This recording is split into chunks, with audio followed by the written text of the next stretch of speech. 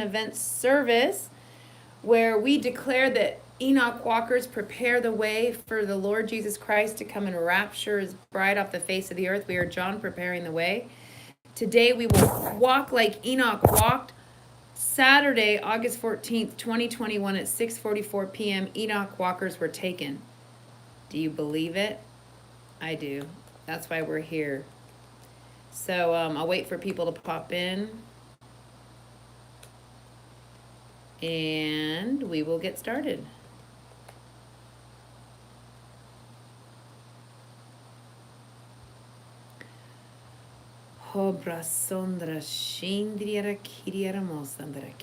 God bless everyone. We love you, Lord. I have good connection. I'm in a different place. Welcome, Enoch walkers. I'm going to start with the song while people come in. All right.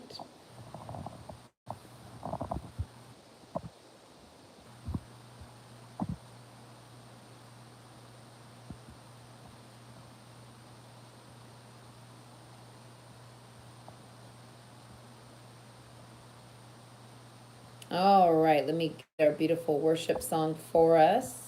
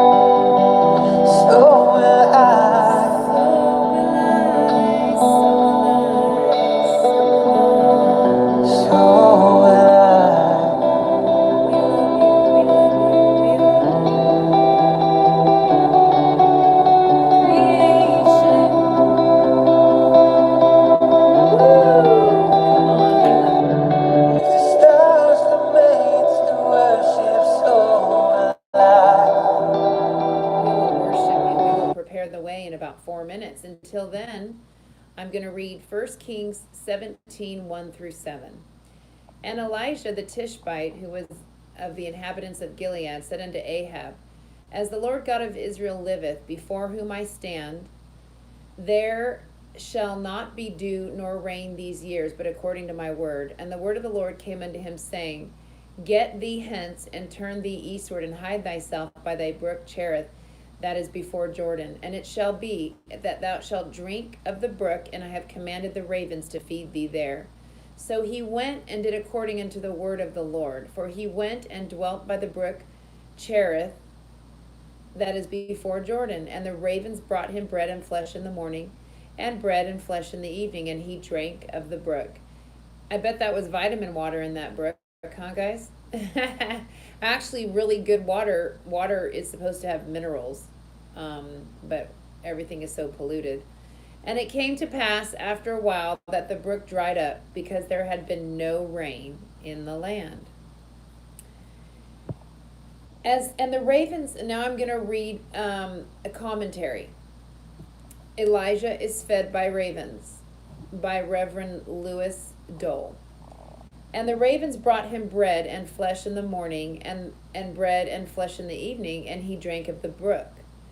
And it came to pass after a while that the brook dried up, because there had been no rain in the land. 1 Kings 17, 6 through 7. What does this story about Elijah being fed by ravens mean for us today? There was famine in Canaan. The Lord told Elijah, the man of God, to go down to the brook Cherith, east of the Jordan, where he could drink of the brook, and the ravens would bring him food. There he remained until the brook dried up from lack of rain. In its letter, this story is a picture of the Lord's care for one who looks to him seeking to do his will, making all things from the water of the earth to the birds of the air serve him. It seems a strange way of caring for Elijah, but the Lord does care for us in many unexpected and strange ways. This is one of the miracles that the Lord wrought. Skeptics have questioned it, as they have questioned all the miracles of the Word, but this miracle testifies of the power of the Lord to serve mankind in unsuspected ways. Much like he put eggs in Tana's crate in her refrigerator, supernatural eggs, and much like he's been giving Mama double yolked eggs. Okay, these are miracles, and we don't ignore them. We love what he's doing. We acknowledge you, Lord, and we boast about how amazing you are.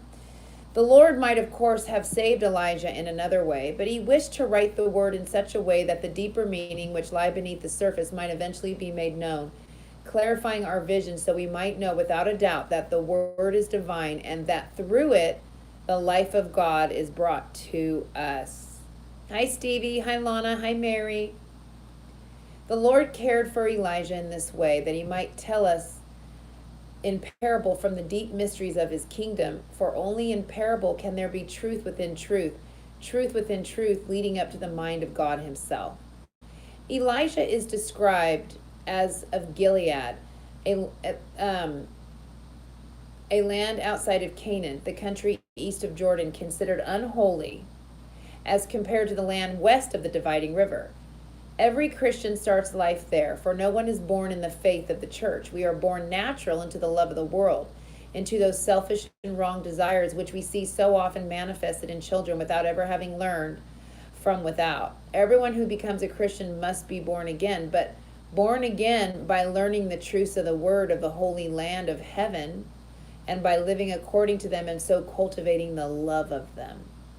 Elijah had gone over into Canaan. He had been living there when a famine came, and the Lord sent him back over the Jordan into his own country.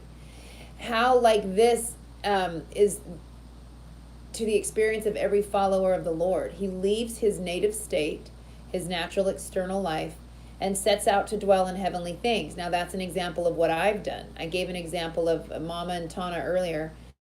But I left my native state, my natural external life, and I set out to dwell in heavenly things by leaving my home and dwelling in my Canaan, if that makes sense, which is spiritually to dwell in Canaan. But what man ever did this who was not overtaken by famine? Intellectually, we cross over Jordan. We dwell in the midst of heavenly and holy things and desire to make them our life. But the old natural life cannot be sustained by heavenly things. We cry, as did the Israelite of the manna, wherefore have ye brought us up out of Egypt to die in the wilderness? For there is no bread, neither is there any water, and our soul loath this light bread, and would to God we had died by the hand of the Lord in the land of Egypt, when we sat by the flesh pots, and when we did eat bread to the full. Exodus 16:13. We know this spiritual famine when we set out to develop a new kind of life centering on heavenly rather than on worldly interests. The inebriate knows it when he sets out to reform, when his body thirsts for its usual gratifications. The dissolute knows it when he seeks to mend his ways. The Christian knows it when he seeks to live up to his ideals. No man also having drunk wine straightway desireth new. Luke 5:39. The first attempts to live the heavenly life are Elijah in the famine-stricken land. Then, like Elijah, we are permitted to go back across the Jordan, down from the ideal life to former states, to drink of the brook of natural pleasures. It cannot be otherwise. Heavenly things must be brought down into the natural little by little. There is no great jump from the seed to the fruit. There is the gradual succession of leaves, flowers, and then fruit. First the blade, then the ear, then the full corn in the ear. Mark 4:28. So of everyone who is born in the Spirit. In other words, each one of us has a faith story. I started this journey in 2019, leaving my house, and much like Elijah, going where the Lord's telling me, not knowing what I'm doing and where my provision's coming up. Each one of you has your own story of faith. But it didn't happen overnight, okay? That's exactly what this commentary is describing. It's a progression as we walk in the Spirit. You will lift us up. It is finished. We know the day, the hour, and the minute because we are your friends. Enoch walkers were taken August 14th, 2021 at 6:44 p.m. Pacific. We know the day and the hour and the minute. I can't say it enough because we are his friends. God said that. We believe it. We are John preparing the way. You will lift us up. We will continue to walk in faith, obedience, and love, power and authority, and resiliency. And we will eat dirt. We will stay humble, so low that we can taste the dirt. Dirt Eaters of Philadelphia. That's our church. The funny, brilliant branch, Dirt Eaters of the Church of Philadelphia. That's what we are. And I know when I was talking to Tana today, she goes, well, I'm going to go eat dirt. I'll talk to you later. I said, all right, enjoy that crispy, crunchy stuff. Okay, so I'm going to finish. A lot can happen in 12 hours, and believe it. The story of Elijah fed by ravens at the brook Cherith reveals to us how the Lord sustains us when we are in natural states and have no desire for spiritual things, when religion seems unreal and joyless. He then sends the ravens to feed us, that bird which under the Jewish law was unclean and which is the symbol of what is false and destructive, which robs the nest of the birds of song and feeds upon their young. We recall that at the end of 40 days, Noah first sent forth a raven which went to and fro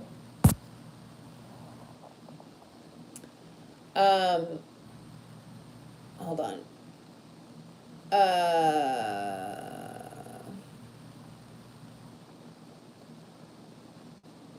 Over the waters. The raven flying over the waste of waters is representative of that state of life when worldliness like a flood covers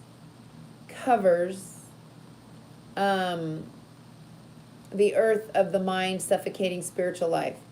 Oh, guys, Stevie just brought it to my attention. I'm actually wrong in the time. I should be doing this at 7 o'clock, but that's okay. That's okay. The Lord gets it. I just came from Nevada into Utah and I mixed up the time zones, but it's okay. We're done. It's done. All right. We don't need to get all weird about it. It's all good. I think it's funny because I drove from one state to another. I'm over here at Nate's timeshare. It's okay. It's okay. Get over it. All right, let me finish reading. The raven flying over the waste of waters is representative of that state of life when worldliness like a flood covers the earth of the mind, suffocating spiritual life. Of this desolation of the spirit, I get it. I'm on the wrong time zone. Get over it. It's over. of the human soul in which heavenly things are destroyed, Isaiah writes, from generation to generation it shall lie waste.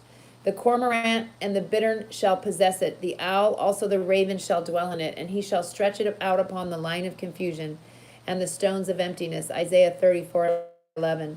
The Jewish law, as given from Sinai, prescribed, these are they, which ye shall have an abomination among the fowls, every raven after his kind. Leviticus 11:15. Ravens are the falsities of the natural mind, the natural unregenerated man. When spiritual things lie covered beneath overwhelming floods of naturalism and materialism, the state of the natural mind before it is able to be delighted and vivified by the truth of life of religion. The meat that the ravens brought to Elijah night and morning is the fictitious good brought by the thoughts and hopes of the natural man, which sustains him in the morning of his delights and in the evening of his disappointments. In mercy, the Lord lets these things to sustain us for a while, because there is nothing else by which the natural man can be kept in some form of orderly living. It is reported that once said, if you want to be successful when you settle down, join the largest church. The ravens were feeding him. A man does right because it is the best policy. The ravens are feeding him. If one gives to charity to be well thought of, the ravens are feeding him. Surely the wrath of man shall praise thee. The remainder of wrath shalt thou restrain. Psalm 76:10. The Lord, for a while, can make use of our raven states. They feed us until the brook dries up. For a while, the motives of natural ambition and of worldly prosperity will inspire a man to work and to perform uses. The hope of honor, fame, wealth, personal gain spur him on.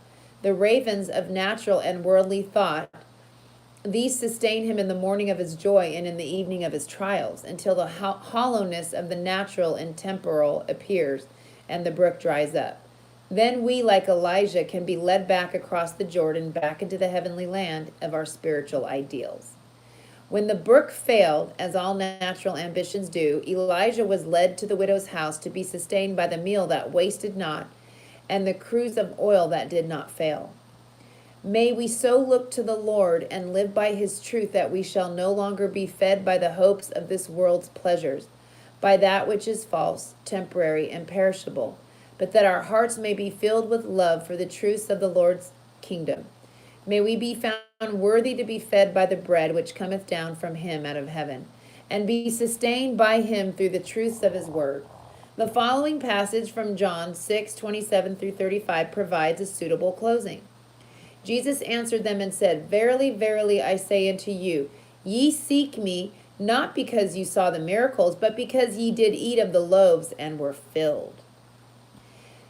They said therefore unto him, Our fathers did eat manna in the desert, as it is written, He gave them bread from heaven to eat. Then Jesus said unto them, Verily, verily, I say unto you, Moses gave you not that bread from heaven, but my Father giveth the true bread from heaven. Then they said unto him, Lord, evermore give us this bread. And Jesus said to them, I am the bread of life. He that cometh to me shall never hunger, and he that believeth on me shall never thirst. I hope you enjoyed that commentary by Reverend Lewis Dole off of 1 Kings 17, 1-7, entitled Elijah is Fed by the Ravens. God bless everyone. Thank you for being patient as I messed up the time zones. You can't blame me. I'm going from one state to the next. Actually, to get to Utah, I have to leave Mesquite, drive through Arizona, which is the same time zone as Nevada, except when they go into daylight savings, because Arizona does not do daylight savings. And then I was rushing around from the store, so I think it's kind of funny. So thanks for your patience. But this will be our evening poof. I already did the countdown. We're good. 8, 7, 6, 5, 4, 3, 2, 1. Poof. We are home. A lot can happen in 12 hours, and be excited about it. So I love you, family. I'm going to end the service. I'm here visiting with Nate. It's been a pleasure to fellowship with you tonight and to declare that the Lord is coming, that we will walk like Enoch walked, and a lot can happen in 12 hours. We know we are his disinformation agents, so expect the poof. Expect it. Expect not to wake up here. Expect the Lord to come. This is a live translation event service, and we will be taken. Make no mistake. We will prepare the way, and the Lord is coming. So God bless you, family. Have a beautiful night, and I will see you in the air. If we're here in the morning, Mama will be doing the service. Thank you, Mama. I think we discussed that, and I will do the evening service. Okay? I love you, family. Have a wonderful day. Bye-bye.